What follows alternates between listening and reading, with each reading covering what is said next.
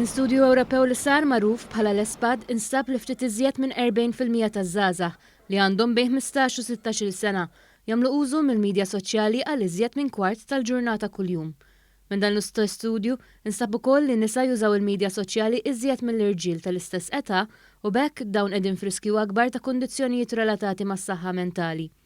In-nisa jagħmlu iżjed użu mill-midja soċjali mill-irġiel kemm fi ġranet li jkollhom l-iskola kif ukoll meta jkollhom il-vaganzi jew inkella meta għal xi raġuni jkunu l-bogħod mill-bank tal-iskola. Fi ġranet fejn ma jkollhom skola, 47% ta' tfajliet jagħmlu użu mill-midja soċjali fil-waqt li ftit iżjed minn 34% tal-ġuventur jagħmlu dan. Meta ma jkunux l-iskola, 28% tan-nisa u 26% tal-irġiel jużaw l-internet għal 5 jew 6 sigħat matul il-ġurnata. L-użu tal-internet huwa marbut mal-idea li sigħat bla waqfien fuq il-midja soċjali jista' jwassal għal effetti detrimentali fuq is-saħħa mentali tal-bniedem.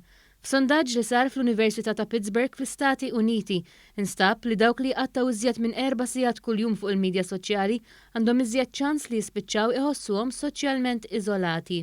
Dan minħabba l-fatt li l-midja soċjali turina r-realtà ta' persuna oħra li minkejja li tkun tidher perfetta, fil-verità ma tkunx u bekk il-persuna tispiċċa tħossha eskluża u waħedha.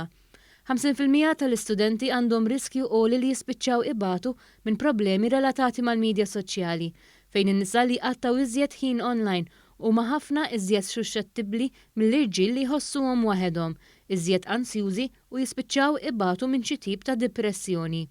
F'pajjiżna 63% taż-żgħażagħ li ħadu sehem f'dan l-istudju ammettew li qed iqattaw wisq ħin jużaw siti bħal Facebook u Instagram fost oħrajn.